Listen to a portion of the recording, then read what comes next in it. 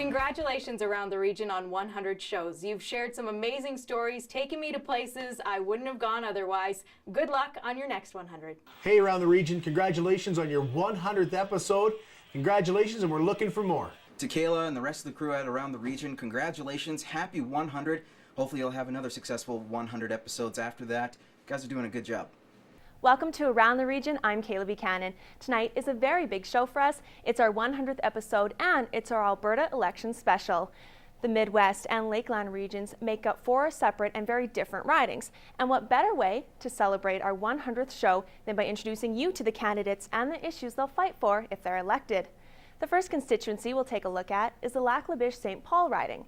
Residents of the area have 4 candidates to choose from. PC incumbent Ray Daniluk, who spent 11 years as the region's provincial representative, Liberal candidate and current Lac La Biche County Councillor John Nowak, a Two Hills area lawyer, Wild Rose candidate Shane Saskew, and NDP Phil Johnson, a Lac La Biche native. We got the candidates to weigh in on the important issues in that area, including health care. It is about health care clinics. It is about family clinics.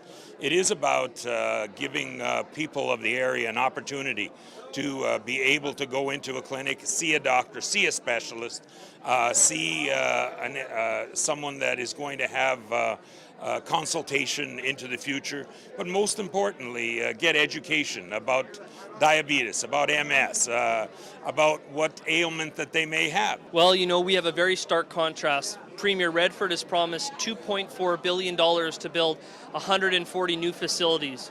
We in the Wild Rose believe that we need to put the money to the front lines, to the doctors and nurses, and to increase our long-term care capacity. Right now, seniors are waiting on average between 9 months and a year in hospital beds to get into long-term care.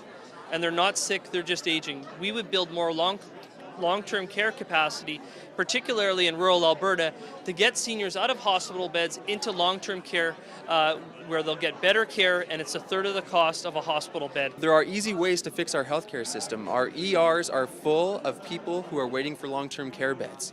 Those long-term care beds do not exist because the government is waiting for the private sector to build them.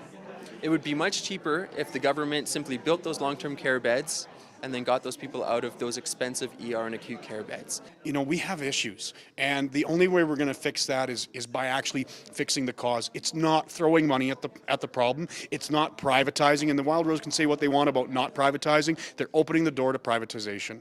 I'm not in support of that, and that's, you know, one of the guiding rules of why I'm here today is to fight against that kind of stuff. But really, you gotta solve the problem. And the problem is we have an aging population that needs home care and extended care. They don't need hospital care. The other hot topic in the St. Paul Lac La Biche area is property rights. Well, I mean, if you repeal the bills that are in place right now, what it would do is take rights away from individual landowners. I'm a landowner, and it would very much scare me if you repealed Bill 19. Bill 36 had amendments. It had amendments with Bill 10 and Bill 6, and that very much gave consultation. It gave compensation. It gave also the access to the courts. Well, right now, this government, through Bills 19, 36, 50, and 24, have unilaterally taken away property rights from farmers and Albertans without compensation and without recourse to the courts. They also centralized the decision-making away from municipal leaders and landowners into cabinet, where they can now dictate every single use on private and public land. The Wild Rose would repeal all those bills and implement an Alberta Property Rights Preservation Act to ensure full, fair, and timely compensation if a government ever takes away your land, as well as full recourse to the courts. Well, we don't agree with any of those bills. We'd either rescind them or amend them to reflect the views of Albertans. Centralizing power into cabinet to make decisions on critical infrastructure that used to be decided through public boards and public hearings and public consultations with arm's length bodies is the wrong thing to do. You can't get rid of that public consultation process.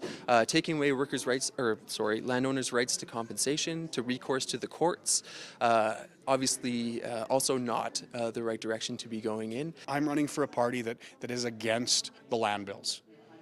We will not support them. We will put them down if we form government. My personal opinion, Anytime a government says they know what's best for me, or says that they know what's best for my rights and privileges and whatnot, I get worried.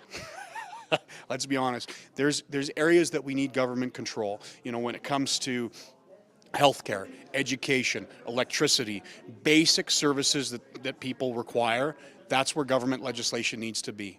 Telling me what I can and can't do on my property beyond basic planning guidelines, that's wrong. After the break, we'll take a look at the Battle River Wainwright constituency.